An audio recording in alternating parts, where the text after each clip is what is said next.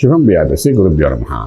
తులారాశి వారికి డిసెంబర్ 1వ తారీఖు నుండి 15వ తారీఖు వరకు ఏ విధంగా ఉన్న విషయాన్ని ఇప్పుడు మనం విశేషం తెలుసుకుని ప్రయత్నం చేద్దాం. తులారాశిలో బుధుడు యొక్క అనుగ్రహం కనబడుతోంది. ద్వితీయ స్థానంలో శుక్రుడు, రవి, కుజుడు యొక్క అనుగ్రహం అనడానికంటే మానసిక ఒత్తిడి తీసుకోవడానికి కుటుంబ స్థానంలో అవన్నీ ఉన్నాయి కాబట్టి ఆ బాధ మనం అనుభవించవలసిన పరిస్థితి ఏర్పడుతుంది. కొంతవరకు కుటుంబపరంగా పంచంలో చూస్తే రాహు యొక్క అనుగ్రహం బాగా కనబడుతుంది. షష్ఠస్థానం శని కూడా అనుగ్రహిస్తున్నాడు.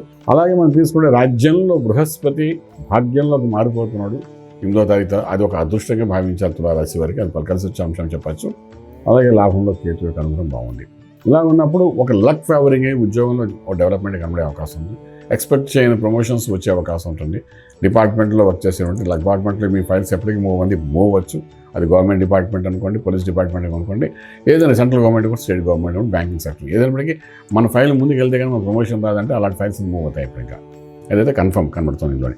ఇక నెక్స్ట్ పాయింట్ వచ్చినప్పుడు ఏంటంటే వ్యాపార రీత్యా ముందుకు వెళ్ళే వాళ్ళు కూడా ఒక లక్ ఫేవర్ అయ్యి మొన్నటి వరకు మనతో పార్ట్నర్షిప్ చేయని వాళ్ళు చేస్తాననుకో, మొన్నటి వరకు బ్యాంక్ లోనే ఉంది ఇస్తానో, ఇలా ఏదో లక్ ఫేవరింగ్ జరిగి మీకు మళ్ళీ రీకరెక్షన్ ఆఫ్ యువర్ బిజినెస్ అనేది స్టార్ట్ అయ్యే అవకాశం బాగా కనబడుతుంది. మనం వరి అవ్వట్లేదు దాని గురించి.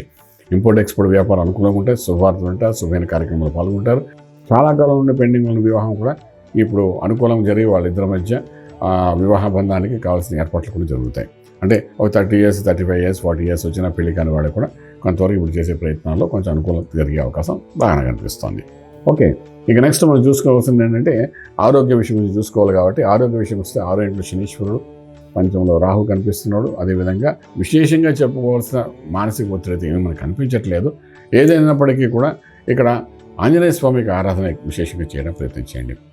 సంకట విమోచన అయినటువంటి ఆంజనేయ స్వామి ఆరాధన చేసుకుంటూ వెళ్ళగలిగితే కొంత మానసిక ఒత్తిడి బయటపడడానికి అవకాశం ఉంటుంది.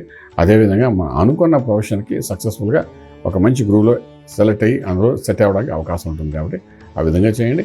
రాజమార్గంలో రాజ్యం పొందగలుగుతారు. శుభం వ్యాధి.